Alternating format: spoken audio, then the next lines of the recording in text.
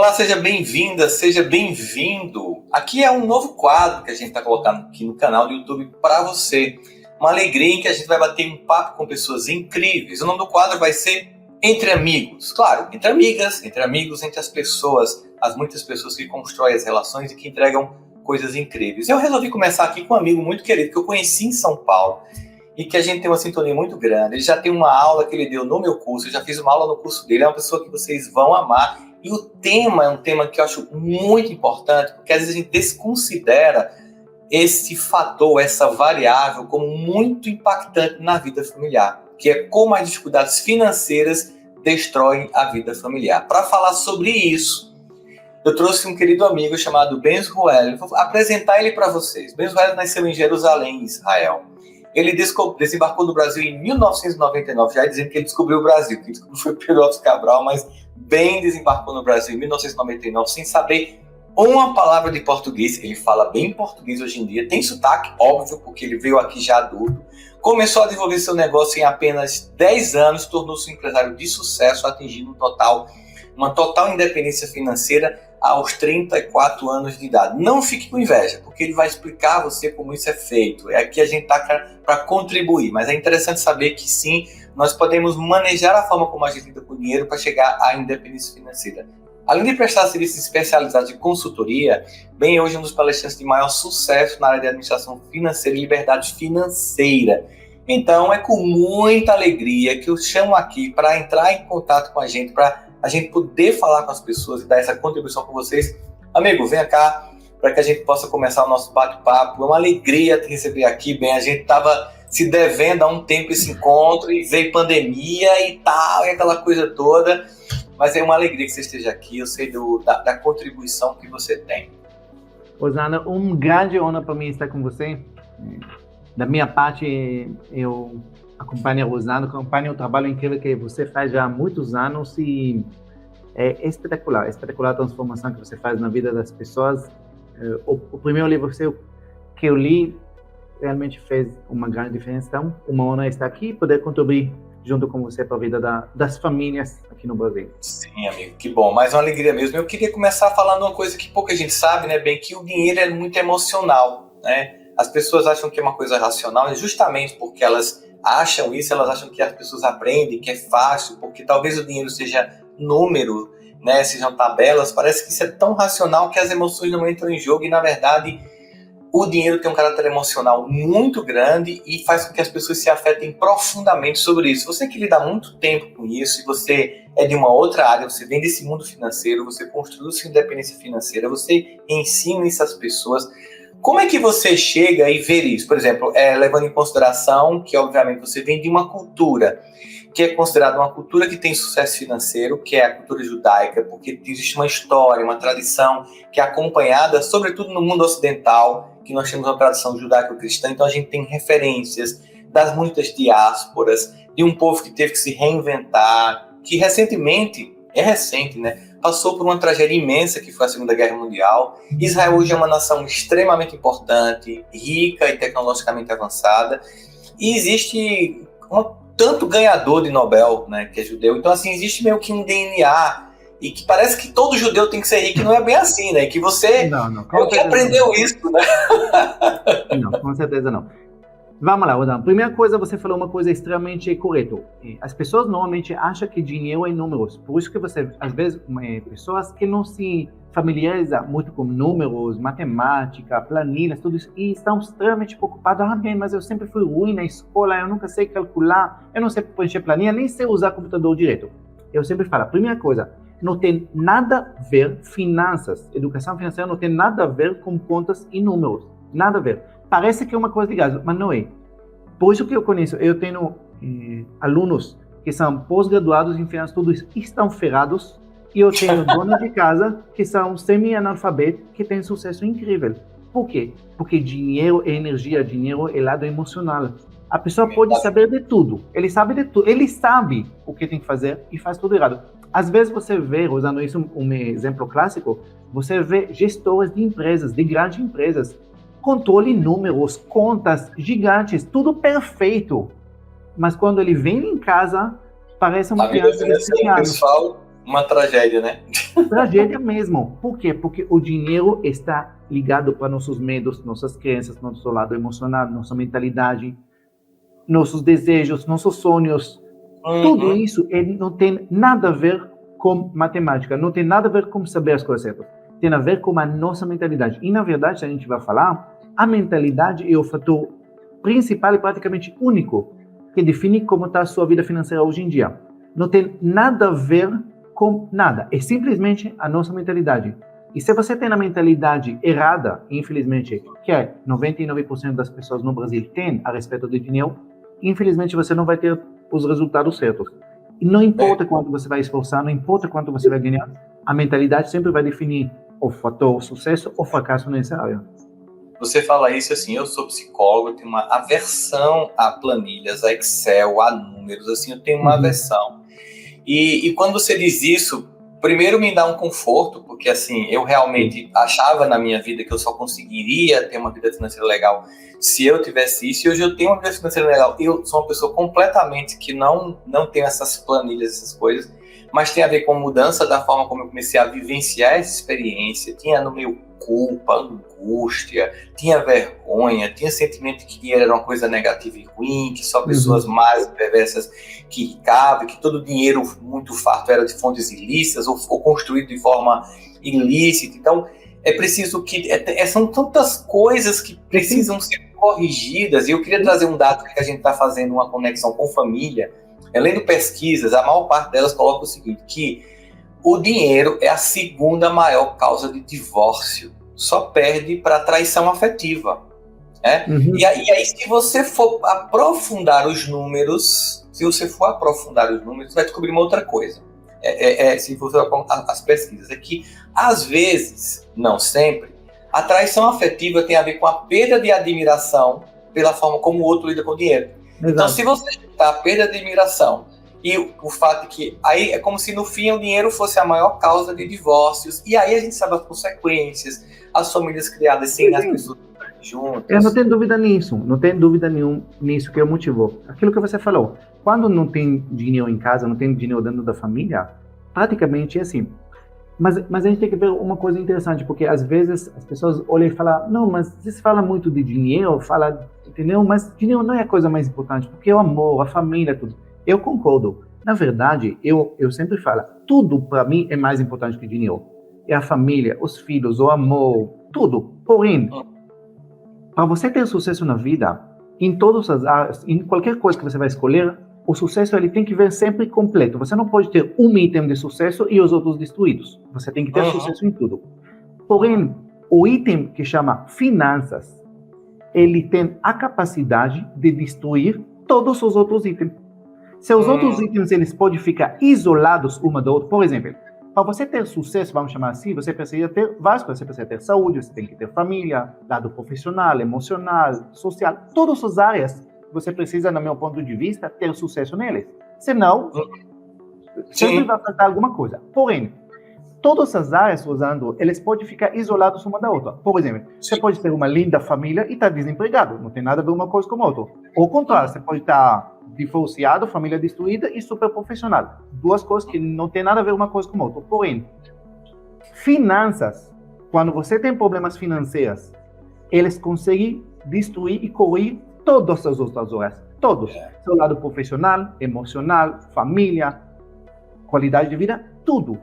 Por isso que eu falo, dinheiro não é uma das coisas, é uma das habilidades que eu preciso. Isso é a habilidade que você precisa para a sua família. Porque se você não vai controlar as suas finanças, infelizmente você provavelmente vai ter problemas em todas as áreas, de um nível ou outro. Por isso que eu sempre falo, aprender sobre finanças, isso não é uma das coisas, uma das matérias que eu preciso aprender. Isso é a matéria, deveria ser a primeira coisa que ensina qualquer criança.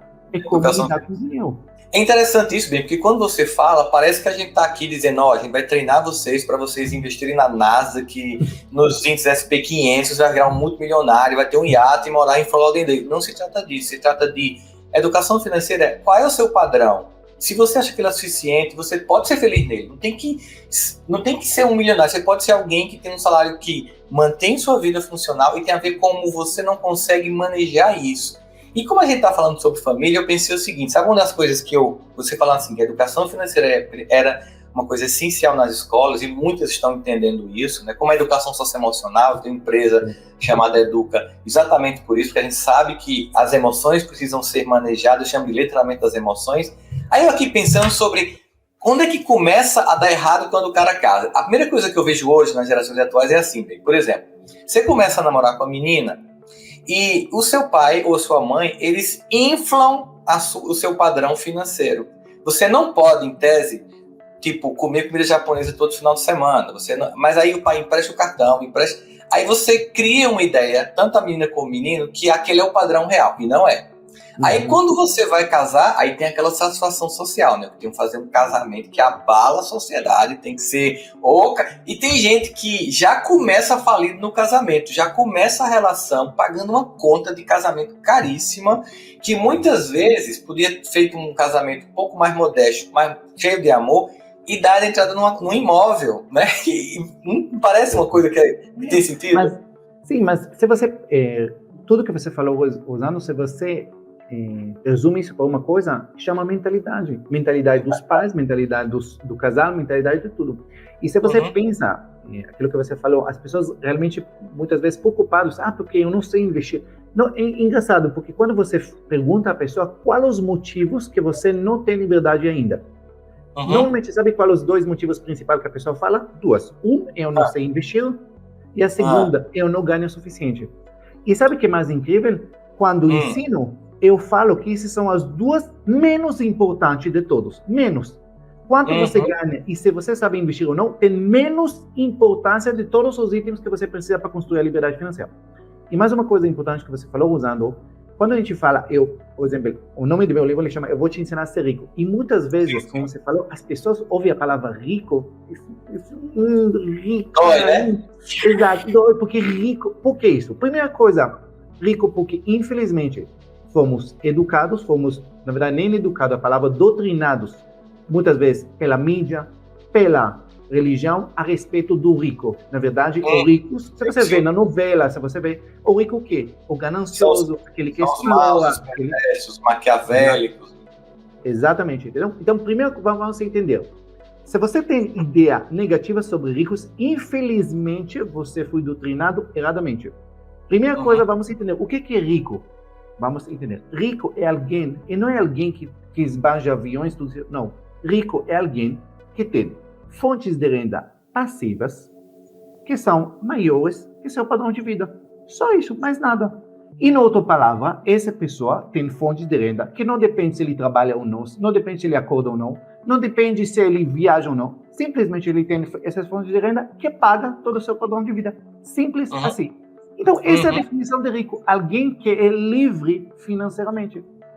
E só isso. E tem pessoas que ganham muito dinheiro e não são ricos. E tem pessoas que ganham pouco e são ricos. Olha que interessante isso. Então, a primeira coisa é isso. Que vocês precisam entender o que, na verdade, rico, ele é livre. Agora, mais uma coisa interessante, Rosana. As pessoas muitas vezes falam, bem, não, mas eu não ligo por dinheiro. Na verdade, bem, eu só queria ficar mais tempo com meus filhos. Fala, perfeito. E outra pessoa fala, não, bem, mas eu nem ligo por dinheiro, eu só queria viajar. Se eu viajasse, ele já estava feliz. Fala, perfeito. E outra pessoa fala, não, bem, se eu pudesse ajudar a pessoa, nossa, eu adoro o trabalho social, é isso que eu queria fazer a vida toda. Eu falo, perfeito. Vamos ficar ricos primeiros? Fala, bem, mas você não entendeu o que eu acabei de falar? Eu falei, não, vamos ficar ricos primeiro. Por quê? Olha que interessante. Quando você constrói a sua liberdade financeira, quando você não depende mais de dinheiro, sabe o que você pode fazer? Você pode ficar quanto tempo você quiser com seus filhos. Você pode viajar quanto você quiser. Você pode ajudar quando você quiser. Na verdade, liberdade financeira não se trata de dinheiro. Se trata de valores. De você poder viver seus valores e não as suas possibilidades. Porque enquanto você está limitado pelo dinheiro, você nunca vai ficar com seus filhos o tempo que você quiser. Você vai ficar o tempo que puder. Você nunca vai viajar quanto você quiser, você vai viajar quanto puder, você nunca vai poder ajudar. Então, quando você tem liberdade financeira, ele permite, não se trata de ter dinheiro, se trata de poder viver da forma que você acha certo. Essa é a parte. É verdade, você está certo. Eu peguei aqui algumas coisas, antes da gente começar a entrar aqui para gravar, eu peguei algumas coisas que eu percebia no consultório quando eu atendia, e também em mim, na minha vida, dos erros que eu já cometi com vida financeira, e que me causaram um certo trauma muito positivo, né? Ou seja, uma angústia positiva no sentido de que eu disse para mim, não quero nunca mais passar por isso. E embora eu não tivesse, digamos assim, eu não fui atrás, como hoje em dia tem acessível, você, inclusive, a gente vai falar um pouco depois sobre tudo que você oferece para ajudar as pessoas nesse sentido. A única coisa que eu fiz assim foi, eu tomei uma decisão, eu vou viver com um padrão de vida abaixo do que eu ganho. Sempre se eu ganhar 5, eu vou gastar 3, se eu ganhar, né? Porque assim, foi a primeira decisão que eu fiz. Mas uma coisa que eu percebi, assim, quando você começa a ganhar um dinheiro e o perigo que isso pode fazer com que você dê um passo atrás. E aí eu elenquei algumas coisas aqui, bem, que eu vejo que as pessoas fazem muito porque elas gastam. Por exemplo, eu quero provar algo a alguém. Eu quero me recompensar da minha infância pobre. Eu quero manter um padrão de vida mesmo quando, de repente, a empresa não está muito bem, ou veio uma pandemia e eu não quero baixar o padrão, porque é importante baixar para não quebrar. Eu quero ser aceito, por exemplo. Algumas pessoas fazem parte de, aqui sem nenhuma crítica, né? Elas fazem parte de certos grupamentos religiosos que preconizam a ideia de que você tem que ter sucesso financeiro para mostrar que tem uma vida abençoada. E às vezes ela não tem sucesso financeiro, mas como para estar fazendo parte pertencente àquele grupo, ela tem que manifestar esse sucesso, elas começam a se endividar para manter esse padrão de se sentirem aceitas. E aí, mais uma vez, volta ao que você fala, mentalidades. Mas olha como a mentalidade vai em várias casinhas aqui. Né? Todos. Essa questão de padrão de vida, você falou tudo. Se você pensa quando a pessoa fala de construir liberdade financeira, a gente falou que as primeiras duas coisas que as pessoas acham que é questão de investimento e quanto eles ganham, eu falei que é a última coisa menos importante. A primeira coisa mais importante que a gente começou a falar, realmente, a mentalidade. É o primeiro de tudo. A segunda coisa, que com certeza você enfrenta muito no consultório, é o ambiente. Ambiente que a pessoa vive. Ambiente interno, dentro de casa, e ambiente externo, fora de casa. Ambiente. Então, olha aqui, primeiro ambiente. Segundo, primeiro mentalidade. Segundo ambiente. Só no terceiro vem padrão de vida. Então, primeiro ele tem que corrigir esses dois. Por quê? Isso. Mas, bem, padrão de vida não é mais importante? Porém, você não consegue aceitar um padrão de vida. Você não consegue corrigir padrão de vida se você primeiro não mudou seu ambiente e você não mudou sua mentalidade. Você não aceita. Muitas vezes, você senta com uma pessoa e mostra para ele, isso está errado. Esse tipo de vida que você leva está levando você à ruína. Mas como ele tem mentalidade errada, ele não aceita. Eu posso dar para você um exemplo que é um pouquinho dolorido, mas eu vou falar isso. Por exemplo, eu gravei agora um vídeo falando sobre coisas que realmente destruem a sua vida financeira. E uma das coisas é a escola das crianças. Fala, peraí, não fala da minha escola. Vou falar uma coisa. Muitas vezes a gente coloca, por quê? Aquele que a gente quer dar para os filhos o melhor que a gente nunca tinha na vida, quer colocar eles na melhor escola da cidade. Beleza, isso é extremamente positivo. Mas você tem condições de pagar essa escola? Vou esforçar muito. Seus filhos têm condições de andar com as roupas que as outras crianças andam nessa escola? Eles têm condições de ter o mesmo celular que as outras crianças, né? Eles vão viajar da mesma forma que os amiguinhos vão viajar? Eles vão ter o mesmo celular? Não vai ter. Então, infelizmente, você vai fazer muitos erros tentando acertar. Eu entendi perfeitamente. Entendeu? E aí, isso é péssimo, Rosano, porque além de todos os problemas financeiros, porque você está comprometendo o presente e o futuro da família por uma promessa para dar melhor educação, mas tem mais um problema que eu percebi, que talvez mais triste ainda. As crianças que eles estão lá, eles não aproveitam a melhor escola da cidade. Na verdade, o que ele sente? Que ele está peixe fora da água. Ele está em uma comunidade que não pretende ele. E as crianças, o que eles lembram da escola? As aulas, não. Eu lembro do intervalo, eu lembro dos amigos, eu lembro do bullying. Das emoções que você sentiu. Exato. Então, eu entendi teu ponto, eu queria até retomar para deixar ainda mais didático aí para as pessoas, né? E, inclusive com uma experiência pessoal também, né? Assim, ou seja, nem sempre a escola mais cara é necessariamente a melhor escola em termos de entrega de conteúdo didático, pedagógico. Tem muitas escolas boas. A ideia de colocar na mais cara, às vezes, é uma satisfação do ego do pai e da mãe, de meu filho vai ter o que eu não tenho, ele vai estudar na escola tal. E aí você diz assim, se você pode, isso não te sacrifica, beleza. Mas, seu filho vai estar confortável de não, por exemplo, imagine que você coloque numa escola que os filhos do pessoal daquela escola vai para a Disney todo ano. E você pode fazer isso de 10 em 10 anos. seu filho vai se sentir bem. Eu digo porque, por exemplo, eu tive experiência de estudar numa escola que minha mãe conseguiu uma bolsa, porque realmente tinha uma educação legal, mas eu também lembro dos constrangimentos de eu não poder ter roupas que as pessoas tinham, de não poder usar o tênis que as pessoas usavam, de me sentir menor. Então esse sentimento era muito presente. Só que no meu caso, como minha mãe tinha muito foco em você tem que aproveitar, eu realmente aproveitei a educação que eu tive. Mas muita gente sai muito ferida. Às vezes, por exemplo, você mora em São Paulo, você sabe como é, né? Às vezes você pode comprar um apartamento num bairro tal, mas não pode viver naquele bairro. Exato. Porque a padaria é mais caro, porque o supermercado é mais caro, porque a farmácia é mais caro, o posto da usina é mais caro, mas é mais chique morar naquele bairro. Aí você vê pessoas que estão... E aí eu acho que tem um exemplo que é seu, que eu acho muito legal, que uma aluna falou para outra, uma amiga num grupo, né, assim, tipo, seu professor mora no bairro tal e eu moro no bairro tal. E ela disse, mas você mora numa casa financiada e o dele é quitado. Então, assim, essa coisa da satisfação que a gente está dando para os outros, né? Sim, exatamente isso. E se você pensa de todo esse contexto, e é isso completando aquilo que a gente falou da escola, que eu sei de casos reais disso, de uma filha eu tenho amigos que são muito ricos de Floripa, e uma das amigas delas, exatamente, amiga da filha delas, exatamente nessas condições, família mais humilde, que estuda na melhor escola de Florianópolis.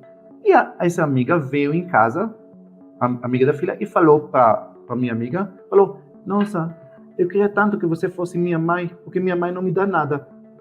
Tá vendo? Que é padrão de vida, né? Padrão de vida. E a mãe se mata para colocar na melhor escola de Floripa. Entende como isso é constrangedor? Como isso... Mas por que isso? De novo, é questão de mentalidade correta. Então, a primeira coisa que precisamos viver, primeiro, no padrão de vida certo. Se você vive no padrão de vida errado, pode esquecer, não tem escola que vai te salvar. Padrão de vida certo. Mas bem, o que é padrão de vida certo? Padrão de vida que sobra dinheiro todo mês. Ponto. Não tem discussão. Tem que sobrar dinheiro. Quanto mais dinheiro sobra no final do mês, mais leve sua vida, mais longe você vai, mais rápido você vai... Tudo. Eu vou fazer um disclaimer, eu vou fazer um parênteses aqui, porque obviamente você sabe, eu sei, as pessoas que estão nos assistindo sabem, que a gente mora num país que é muito injusto socialmente, que tem uma parcela gigantesca das pessoas que estão em condição de pobreza, e a gente não está se referindo a alguém que mal consegue comer. Para essas pessoas, não dá para a gente querer que elas assim ainda não, né? Elas tudo que elas ganham mal dá para elas consumirem. Mas a gente está falando aqui de uma grande quantidade de pessoas que poderiam realmente ter um padrão mais adequado e ajustado, que poderiam ter uma sobra para começar a criar uma independência a longo prazo, que também ela não é mágica, né? As pessoas querem... Por isso que o povo adora apostar em pirâmides, né? Aqui na minha cidade teve uma pirâmide recentemente que foi quase 2 bilhões de reais, o cara fugiu e tal, e muita gente já teve até, lamentavelmente, suicídios por causa disso, porque também uma das causas de suicídio muito forte é dívidas, a gente sabe disso, né? Então, assim, é preciso que a gente pense nesses casos, ou seja, como não entender o dinheiro como algo que precisa ser falado, compreendido, pode levar não só a fim de casamento, mas a fim de vidas também, lamentavelmente. Sem dúvida nenhuma. Eu recebo praticamente todo dia relatos de pessoas que pedem ajuda toda essa parte. E eu recebo muitas. Eu recebi muitas pessoas que falam que eu estou pensando o pior, bem. Aí muitas vezes eu paro tudo e mando mensagem. Eu falei, pode parar com essas injustiças. Presta bem atenção que eu vou falar para você agora. Mas isso, exatamente por quê? Porque o sistema, infelizmente no Brasil, se a gente fala um pouquinho realmente da realidade no Brasil, nós estamos com um sistema financeiro extremamente corrompido. Na verdade, é o sistema financeiro que permite bancos ser agiotas legais. E eu recebo casos absurdos. Eu postei semana passada que um aposentado que emprestou 3 mil reais, os juros são 20% ao mês. Ao mês, dá 832% ao ano. Aposentado do INSS. Entende o nível que eles estão? Então, e obviamente, se a pessoa não sabe lidar com finanças, se ele não sabe como sair da situação, o desespero é sem fim. É sem fim. Simplesmente isso. Então, realmente precisa, a educação financeira que eu falo no Brasil, ela não é uma das, como eu falei, não é uma das coisas, é uma obrigação. Desde as escolas, é obrigação em qualquer lugar, a pessoa precisa aprender. E não importa quantos anos você tem, não importa quantos erros você já fez, você precisa aprender como lidar.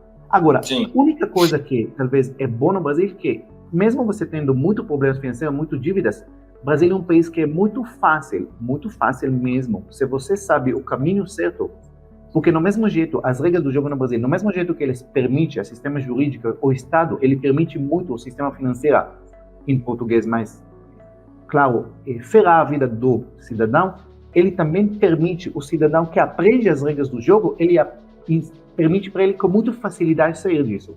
Então, por isso que eu falo. Então, eu falo para todo mundo, não importa, não se desespera, não importa quando você acha que sua vida financeira está no ruínas. Você vai aprender as regras do jogo, você vai aprender como funciona. Eu prometo para você que você pode ser disso. Então, levanta a cabeça, não fica lá, ai meu Deus, que não aprende. Tem condições. Eu vou colocar aqui umas coisas que eu elenquei sobre o que uma família precisa fazer para evitar problemas financeiros, ou seja, coisas que pesquisas mostram que comumente em vários países funcionam bem, a gente vai discutir cada uma delas, porque depois eu quero perguntar um pouquinho sobre a tua entrega, que eu acho que é muito incrível sobre isso, foi quando a gente se conheceu, né? Então, assim, coisas que, como é que a gente deve fazer para evitar que a vida financeira das pessoas vão à ruína? Primeiro é que é preciso discutir o padrão de vida que as pessoas têm, que um pouco do que a gente já estava falando, mas discutir junto. Ou seja, às vezes um quer gastar mais, outro quer gastar menos, às vezes um quer conseguir roupa de marca, o outro de boa aí numa fast fashion tipo Riachuelo. Então, é importante que essa equação seja feita dentro da família, com o casal e com os filhos. Exato. Né? Isso é uma coisa muito importante e eu vou falar mais, acrescentar mais uma coisa. Envolve os filhos. Isso é extremamente importante. Nós temos uma tendência de pensar, proteger os filhos. Não vou falar com eles de dinheiro, ele é muito pequeno, ele não entende, ele preciso proteger ele dos problemas. Não, péssimo. E eu vejo muitas vezes, eu sento com famílias, e eu vejo, não, mas eu não quero falar, eu continuo dando para ele tudo porque eu não quero que ele vai sentir. Não, tá péssimo, você faz tudo errado. Por quê? Errado porque, primeira coisa, você trata ele como criança que ele não entende nada. As crianças entendem tudo, melhor que você, primeira coisa. Segunda coisa, você mantendo o padrão de vida, continua mantendo ele errado. Então, você está comprometendo o futuro da sua família. E a terceira coisa, o que você ensina ao seu filho? Que não tem limite, que sempre pode gastar, não importa a situação, sempre vai poder doar, não falta dinheiro, usa cartão. Isso é a mensagem que você passa para ele? Não. Você tem que passar para ele a realidade. Senta aqui, filho. Deixa eu explicar para você o que está acontecendo. Papai e mamãe, agora a situação é 1, 2, 3. Papai e mamãe estão trabalhando, nós estamos corrigindo, e daqui a pouco vamos sair da situação e vai ser espetacular. Mas a situação não é isso. E eu vou falar para vocês mais incrível. Quando eu vejo isso fazendo, as crianças são os maiores aliados. Não, mamãe, você não pode estar aqui, mamãe, você não pode isso. Você já fala. Eles entendam tudo isso. Eles entendam. Quando a gente esconde e tenta continuar fingindo que nós temos um padrão de vida, nós temos possibilidades que nós não temos, infelizmente, você erra de todos os lados. Você não acerta nada positivo na sua família acontece com essa situação. Nada. Falando isso aí, que eu acho que eu concordo plenamente, assim, quando você chama a pessoa para participar de tudo, né? Da tarefa doméstica, ela realmente compra, ela quer fazer parte da família, manter ela nessa bolha emocional, como se fosse um casinho esvaroso que não pode nem ser tocado, que quebra, não vai ajudar de jeito nenhum. Mas você falou de uma coisa que eu acho que é importante a gente trazer, sobretudo, levando em consideração um tema que eu acho muito sensível e que precisa ser falado, né? Ou seja, não comunicar e não falar sobre dinheiro. O que acontece nos muitos casos que eu já acompanhei, que ainda ouço e vejo e acompanho, de pessoas, dos homens que cometem suicídio por causa de dívidas. Eles não falam com as esposas sobre os problemas, eles não dividem, eles têm aquela sensação equivocada de que eu sou o macho alfa, eu sou o provedor, eu não posso nem trazer essa dor para a família, basta eu perder o sono, e por causa disso não escuta a esposa, que tem sabedoria profunda, intuição feminina incrível. Ela às vezes pede ajuda ao pai, ao irmão, não é nem financeira, é de conselho e tal. Você simplesmente fica no seu isolamento, no seu mundo enclausurado, de achar que você precisa resolver tudo e no fim você não consegue. E quando você vai atrás de por que o indivíduo se matou, eu já tive casos, bem, que era assim, não, devia aos amigos. Não era nem a agiota que estava lá ameaçando matar. Foi a vergonha porque não foi compartilhando, porque foi mantendo esse diálogo transparente. E o homem sair desse lugar de eu sou o cara que tem que resolver e eu não preciso contar nada para ninguém, é muito importante, né, meu amigo? Sim. E pior ainda, não basta que ele não comunica, a esposa às vezes nem sabe. E a esposa continua vivendo no padrão de vida errado, continua gastando, por quê? Porque ela não sabe, não tem problema. Ou vice-versa também, né? Que tem famílias o marido que a sempre esposa quer mais. Sempre tinha dinheiro, a empresa sempre foi boa, a empresa sempre colaborou, foi algo, ele não entende. Então, a comunicação ela é extremamente importante e incrível. Quando a família consegue fazer isso, envolve todo mundo, as mudanças são muito rápidas. Às vezes as pessoas eles acham que, nossa, nenhum problema vai levar anos. Não. Às vezes questão de meses, que muda o futuro de uma família. Meses. Quando começa a andar na direção certa. É simplesmente isso. Então, a primeira coisa que você falou certo é a comunicação dentro da família. Reconhecer também as mentalidades diferentes sobre o dinheiro que os casais têm, né? Porque o problema nunca, na verdade, não é somente de personalidade. A maior fonte de problema é você não escutar o outro, ao mesmo tempo você resolver que, eu não quero lidar com esse assunto no casamento. Eu não quero falar sobre dinheiro. Então, esse é um negócio que me incomoda, se entrar para fazer as contas me incomoda. Bom, incomoda é a falência, incomoda é o fim do casamento. Porque as pessoas, elas preferem o caos do que ter conversas difíceis.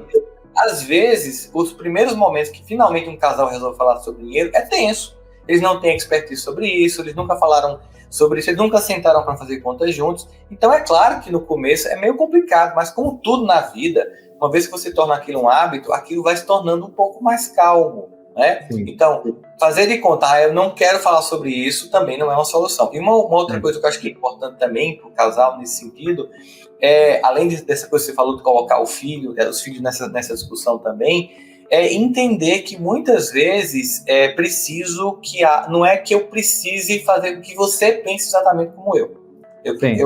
Que nós possamos ter pelo menos uma média, igual aquela coisa do casal que um deixa sair, o outro diz que nunca sai, aí o filho não sabe a quem escuta, um parece que vira o ruim da relação e o outro é o bonzinho da relação, tipo o good cop e o bad cop, né? O policial bom e o policial mal, mas na verdade é aquela coisa, não, peraí, mesmo que eu discorde de você, porque você o filho levou o cartão para a comida japonesa hoje, tá? Aí deixa o filho voltar e antes, quando ele estiver lá, eu não concordo, vamos repensar isso, tal. É tentar ter uma média nessa forma de você lidar com essa mentalidade financeira. Sim. Isso é uma coisa muito importante. Mais uma coisa que a gente pode falar para casal é assim, o casal normalmente, eu sei porque quando eu faço mentoria, normalmente, é mentoria em grupo, normalmente, às vezes uma da casal que entra na mentoria e o outro não. E eu sempre falo para as pessoas que fazem, que eles precisam entender que as pessoas eles têm momentos diferentes na vida. Hoje, eu senti que agora que eu quero começar a mudar minha vida financeira. Mas pode ser que meu cônjuge não está nesse momento. Ele ainda está iludido com o trabalho, com todas as coisas. Ele não está no momento. E uma coisa muito importante fazer, obviamente, depois de toda a comunicação, é você agir sozinho. Você fazer as coisas sozinho, sem desanimar. Por que isso? Porque muitas vezes o casal, mesmo que um quer mudar, mas o outro não quer mudar, ele quer dar outro. Não vou ser o trouxa aqui. Ele gasta, eu não vou gastar nada, não. Então vou gastar. Eu sei disso, por exemplo, na minha família, minha irmã e meu cunhado, eles são um casal maravilhosos, espetacular. Mas durante os primeiros 3 anos, quando eu voltei de Israel, eles sempre sentavam para fazer consultoria. E sempre foi um desastre. Por quê? Porque eles sempre brigavam. Nossa, ela compra muito sapato. Pois é. Você viu quanto você gastou com sua bicicleta? E aí eles davam o troco, um no outro. Ele gasta com isso, eu gasto com isso. E não chegavam a lugar nenhum. Eles ganhavam super bem e todo final do mês estava zerado. Todo final do mês estava zerado. É o chamado jogo de culpa, né? Jogo de culpa não é uma coisa positiva na hora que você dá. Com tudo na vida e com dinheiro também. Exato. Então, o que eu falo muitas vezes para o casal? Você decidiu que você quer resolver a sua vida, então comece a fazer. E mostra resultados. Faz. Mas ele não reconhece. Não importa. Faz. Se vocês são um casal de verdade que nasceram para ficar junto, um dia, não sei quanto tempo demora, ele vai reconhecer. Vai reconhecer o esforço, vai falar, nossa, olha, eu estou fazendo e ela está esforçando. Tá, amor, senta comigo, me fala. O que tem que fazer para a gente melhorar junto? Mas essa maturidade da pessoa de continuar fazendo, mesmo a outra não fazer, isso é extremamente importante. Realmente, você quer recuperar a sua casa, quer recuperar a sua família nessa coisa. Existe uma coisa também que é importante, é não deixar que as diferenças financeiras de um que ganha mais que o outro destrua a relação. Nós vivemos numa sociedade ainda muito machista e que majoritariamente, até porque existe até pesquisas que mostram que nas mesmas funções homens ganham mais que mulheres. Tem muita injustiça ainda para ser debelada nessa história do Brasil e do mundo. Mas, por exemplo, as assimetrias financeiras, elas acontecem. Nem sempre os casais têm salários parecidos. A maior parte tem assimetrias financeiras. é preciso que aquele que ganhe mais não se sinta superior na relação e que isso seja visto como do casal, né? Sim. E isso é uma coisa que eu sempre via e vejo como motivo de muita dor, porque, por exemplo, o que ganha mais, ele olha para o outro como sendo inferior, ele menospreza o que o outro faz, como, não, esse seu trabalhinho, e isso dá uma dor muito grande no casamento. Sim. O que pode fazer, pode ajudar nessa parte que eu ensino, é sempre fazer a proporcionalidade no cargo, vamos dizer assim. Quanto você ganha, quanto eu ganho. Os dois participam, cada um na proporcionalidade que ele ganha. Então, não permitir que um carrega e aí sente que eu pago tudo, eu faço tudo, o que ela ganha é só para gastar, não. Eu participo também, eu posso ganhar pouco, mas eu participo na proporcionalidade daquilo que eu ganho. Eu participo no investimento da família na proporcionalidade que eu ganho. Então, os dois carregam, cada um com as possibilidades dele. E, obviamente, é a maturidade dos dois lados. Entender que você não casou com ele pelo dinheiro ou não por falta de dinheiro. Você casou porque vocês querem construir uma família junto. Então, se você ganha mais ou menos, não muda nenhum fator nessa parte. Os dois querem a mesma coisa. Construir, crescer, toda essa parte. E essa, de novo, volta à comunicação do casal. Mas a proporcionalidade é extremamente importante, porque senão, às vezes nem é questão de ganha mais, ganha menos, às vezes um paga mais, um paga menos, mas eu paguei isso. Não, é simplesmente, veja as contas, veja os planejamentos, veja o investimento, e cada um vai doar conforme proporcional o valor que ele ganha. Fica justo para todo mundo. E isso ajuda muito para chegar nesse lugar que você está falando aí, ou seja, de proporcionalidade. É importante que o casal tenha a capacidade de ser transparente sobre as fontes de renda, né? Porque às vezes um tem mais de um emprego, ou tem, por exemplo, uma fonte de renda variável. Por exemplo, quando eu dava na universidade, eu tinha uma renda fixa, o consultório era uma renda variável. Depois veio o palestra, também é uma renda variável. Então, assim, você tem rendas que são variáveis, é preciso que você tenha uma certa honestidade nesse processo, para que a coisa fique transparente, né? E uma coisa que também gera muito conflito, bem, e que eu acho que é importante a gente falar disso, me vir aqui agora, é assim, o casal às vezes tem um padrão de vida superior ao resto da família, né? E você vai ajudar a família. E às vezes, por exemplo, você sente, não, você ajuda mais a sua família do que a minha, né? E é importante também que essa ajuda, essa entrega para a família seja feita com combinado, que as pessoas tenham essa harmonia, para não parecer você ajuda mais a sua família, que você ganha mais do que ajuda a minha, já que também tem que se ter uma noção, embora você respeite as rendas do outro, que é do casal aquilo ali, é um projeto de dois. Sim. Isso é extremamente... E aqui nós podemos olhar por dois lados. Primeira coisa, tem que tomar muito cuidado com a palavra ajuda. Muito. Sim. Eu falo que isso é uma arte tão complicada quanto administrar o dinheiro. É a arte de saber ajudar corretamente. Eu sei porque a vida toda, eu tenho muitos projetos sociais, tudo isso, eu sempre falo que saber ajudar é uma arte. E ainda mais dentro da família. Tem que tomar muito cuidado que sua ajuda realmente está ajudando ou você está virando uma muleta para essa família. Sim. Muitas vezes, ajuda se torna muleta. Ajuda faz exatamente o oposto do que ela deveria fazer. E eu sempre falo, você quer ajudar, você vai ajudar para quem não pode ser ajudado. Seja velho, seja pessoa de idade, idoso, seja crianças. Agora, pessoas que têm condições de sustentar, condições de trabalhar, mas sem isso. Você quer ajudar? Ou então é uma ajuda temporária, né, Bíblia? É um adulto que de repente perdeu o emprego, está numa crise, é um parente seu, e você diz, eu vou te ajudar até você se recolocar no mercado, essa coisa assim, porque senão você realmente cria dependências para as pessoas. Sim, e até você prejudica elas, porque você termina fazendo que elas entrem numa zona de conforto e não cresçam. Exato, não, por isso que eu falo, a ajuda desnecessária, ela é pior. Eu falo isso, que eu vejo isso o tempo todo. Só você, o que você lida usando com crianças com 28 anos em casa, meu filho, coitado. Eu vejo, às vezes, na planilha, eu fico doido. Eu vejo lá, Paulinho, 1.200 na planilha. Eu falo, quem é Paulinho? É meu filho. E esse 1.200 o quê? Não, é a mesada que eu dou para ele. Eu pergunto, ele tem quantos anos? Não, ele tem 29. Tá, e você paga mesada? Porque ele se formou, ele não está arrumando emprego.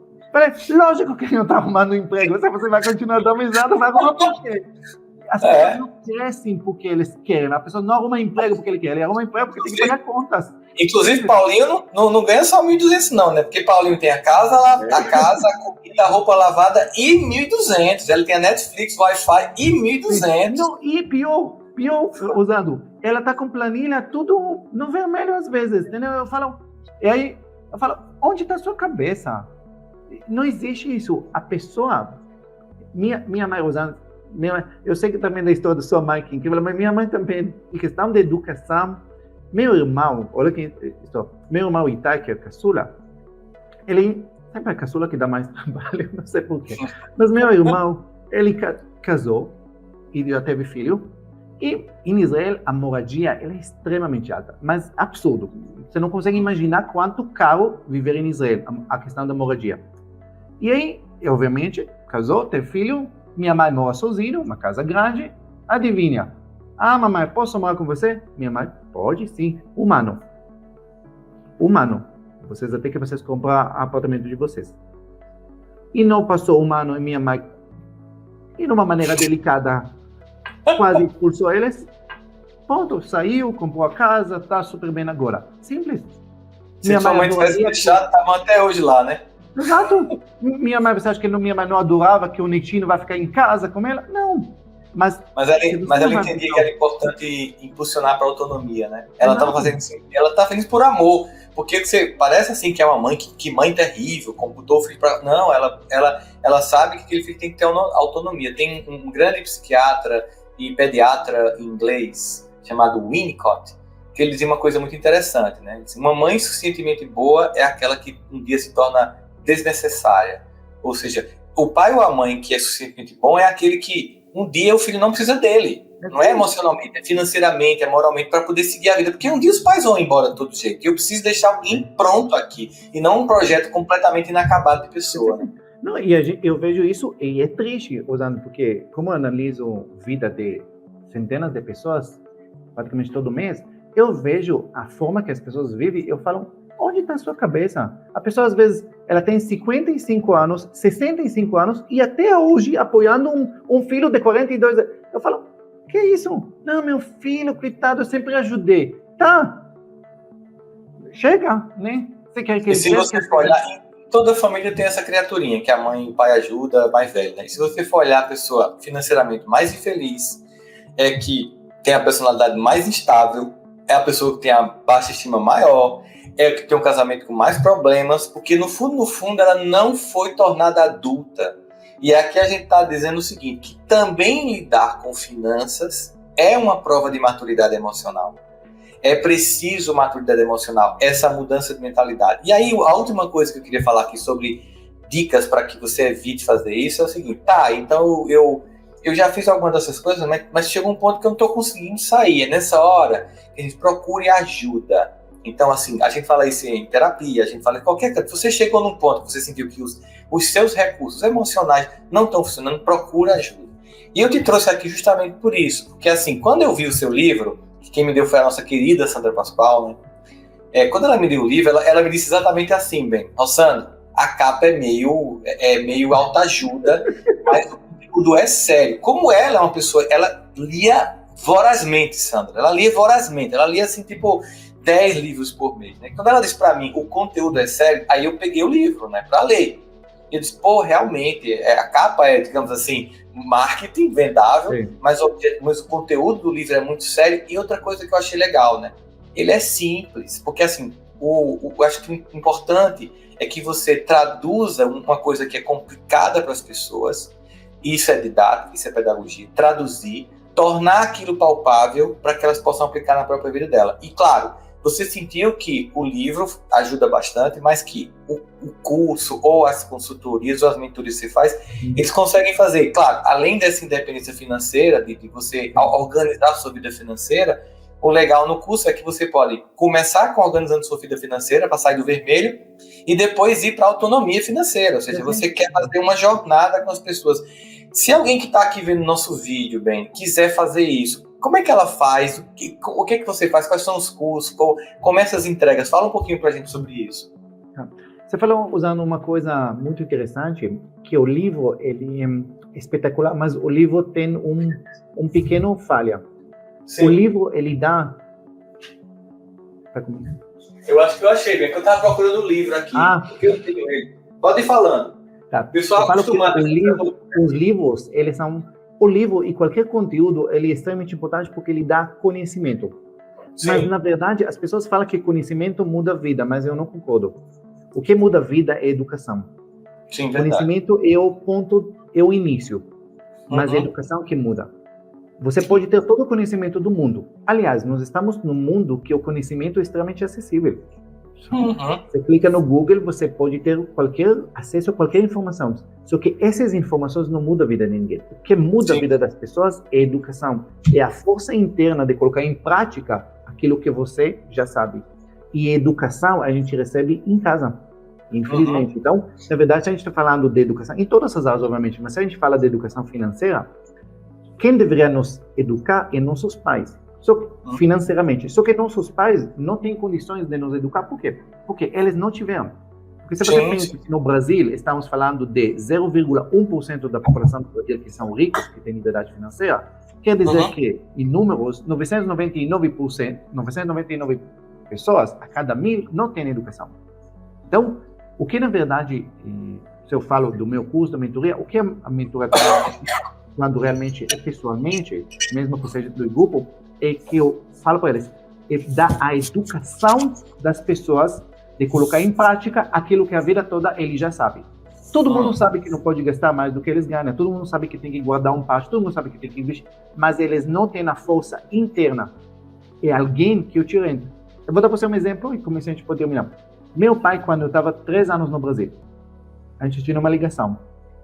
E meu pai perguntou, para quem me conhece um pouquinho, meus primeiros 2 anos aqui no Brasil foi super desafiador, foi a falência 2 vezes, toda essa parte.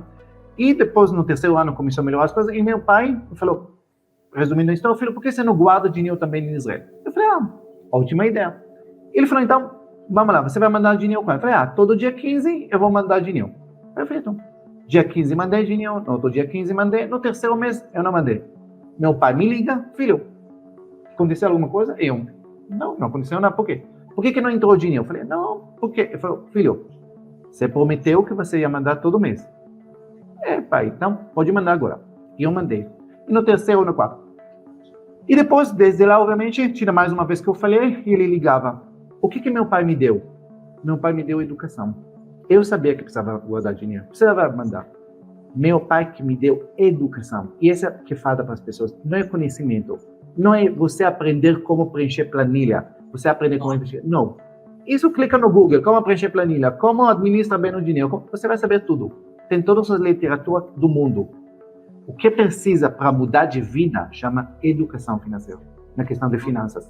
E educação você só pode ter como alguém que já foi educado. Você não pode ter educação como alguém que nunca foi educado nessa área. Por isso que eu falo que se pergunta o que é a forma melhor para aprender comigo é através da mentoria. Por quê? Porque lá eu consigo educar as pessoas financeiramente e ajudar para elas construir essa parte. Como é que a gente faz? Como é que, vamos supor, a pessoa está aqui, eu quero fazer uma mentoria, ou então eu quero fazer um curso com ele e tal. Como é que faz? Por exemplo, a gente entra no Instagram e lá tem no LinkedIn. Pode ir no Instagram, tem lá no bio, pode ver todas as coisas, tranquilo, você pode. Aí você vai encontrar todos os conteúdos que você faz. Tem gente, um monte de entrevista do Ben Israel na internet, aí tá as redes sociais dele novamente para você seguir, tá? Eu sou feliz porque eu fui um dos poucos que conseguiu pronunciar o nome dele direitinho a primeira vez, Ben Israel. Eu imagino como já pronunciam cada coisa aí com você, né? Que o Ben é fácil, o Ben é tranquilo. Podia ser simples. Eu já facilitei, já tirei o primeiro nome para tentar ajudar um pouquinho. E como é o primeiro nome? Yitzhak. Yitzhak significa em português o quê? O traduzido para que seria? Traduzido, na verdade, Yitzhak é o filho de Abraão, mas traduzido, Isaac. Esse aí é rir em hebraico. Yitzhak vem da palavra rir. A palavra o que eu não estou entendendo bem. Vem da palavra? Rir, felicidade. A risada. Yitzhak. Tá. Sim. Tá vendo aí? Bom, tem uma ironia, né? Quando a pessoa está financeiramente independente, ela ri.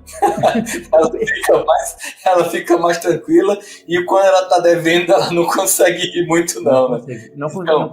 Não consegue raciocinar em mais nada. É incrível. Você só fica pensando de manhã até a noite nos problemas, infelizmente. É o órgão emocional mais sensível que é o bolso, né? Porque realmente, como ele desequilibra a sua vida no relacionamento, a forma como você se vê. Inclusive, tem estudos que mostram, e já vi muitos casos, que até a vida sexual desanda quando você não está bem. Porque realmente mexe sim com tudo, né? Lógico, isso não tem dúvida. Aliás, acho que isso é a primeira coisa que não funciona. Primeira coisa que não funciona. Bom, e se você está achando que a gente está aqui fazendo uma aula sobre vida sexual, também, porque afinal de contas... Lógico. Tudo está o autoestima do homem fica baixo, ele não... Obviamente. Até porque a gente tem uma sensação de que a gente tem que entregar para a vida. Mas bem, gente, muito obrigado, cara, por você ter aceito esse convite, a gente fazer esse primeiro encontro aqui entre amigos, né, esse quadro que a gente está começando aqui no canal do YouTube. Depois você pode colocar lá no seu também. É importante que a gente possa levar esse conhecimento. Quando você mostra essa estatística, ela é chocante, ou seja, 1% tem liberdade financeira, ou seja, tem muita gente que precisa aprender. Não, é 0,1%. 0,1%? Ai! No caso, independência, né? Que é aquelas pessoas que têm uma grana muito grande. Mas, assim, há um público gigantesco. A gente sabe que o Brasil é um país que as pessoas têm ansiedade, não esperam para comprar, preferem pagar taxas altíssimas de juros e comprar uma coisa, dividida, que poderiam, um pouco com paciência, guardar para comprar e negociar até desconto. A gente sabe que tem um monte de armadilha no sistema todo, que você tem vários vídeos que mostram, que falam sobre isso, então vocês podem até ver outros vídeos do bem. E querendo, entre em contato com ele para poder, se você está pensando assim, quero uma coisa mais consistente. Especialmente quem está agora, por exemplo, endividado, que eu sei que é uma dor muito forte e a pessoa fica desesperada. Veja no meu canal, tem um vídeo que chama Como Sair das Dívidas, que vai te dar um método tudo ou nada de como sair das dívidas. Não se desespera, tem formas de mudar sua vida, tem formas, mesmo que você ache que você está no fundo do poço. Se você vai aprender os 4 passos de como sair da dívida, você sai da situação. Que as pessoas entendem que não importa quanto você acha que sua situação, às vezes a pessoa, minha situação é pior. Não. Infelizmente, essa situação é bem comum. A única coisa é que você precisa aprender o caminho, como sair da situação que você está. Simplesmente isso. Se você está disposto a aprender, você aprende. Sabe uma coisa que eu estou pensando aqui, para concluir a nossa conversa aqui? Que é assim, a forma como você pode ferrar a sua vida financeira é muito diversificada. Você pode ser muito criativo para destruir sua vida. Agora a solução é sempre a mesma, né? Ela tem um roteiro clássico. A gente pode ser muito criativo para se destruir, mas a solução é mais simples do que a gente imagina. Exatamente. E em todas as áreas da vida, é a mesma coisa. Em todas as áreas. Sempre tem um caminho. O problema é que, infelizmente, quem pode ensinar o caminho são pessoas que trilharam ele. E tem poucas pessoas que realmente trilhou o caminho certo. A gente hoje tem um mercado de oferecer conteúdos para as pessoas que, infelizmente, virou um grande negócio, um grande business, e tem gente que oferece aquilo que não tem nem para a própria vida, né? Igual aquele executivo que você falou, que é um CEO que administra uma empresa que está lucrativa, mas em casa está devendo. Ou seja, porque na empresa tem um monte de instituições e amarras e códigos e processos e conselho, ele segue as regras e por isso funciona. E em casa, como ninguém conversa, não tem um conselho familiar, ninguém dialoga, não tem transparência, a coisa desanda. Então, obviamente, que isso é para a gente chegar a esse lugar que é muito importante. Bem, muito obrigado, uma alegria mais uma vez, né? Você está aqui com a gente. Meu prazer falar com você. E a gente está falando de finanças, mas eu adoraria falar com você de novo. Sim, sempre. A gente consegue fazer isso de forma... Você traduz de forma muito, muito tranquila e transparente, assim, e deixa para as pessoas entenderem. É possível, sim, né? E é possível, gente. É possível você ter uma vida financeira mais equilibrada, é possível você conseguir sair desse lugar de dor, porque eu sei que isso é uma dor para muita gente, tragédias familiares, enfim... que tem a ver com esse mecanismo que é a forma como você lida com o dinheiro. Bem, obrigado, beijo no coração. Obrigado para toda a sua audiência e realmente continuar fazendo esse trabalho espetacular que você faz no Brasil, Rosana. Obrigado, amigo.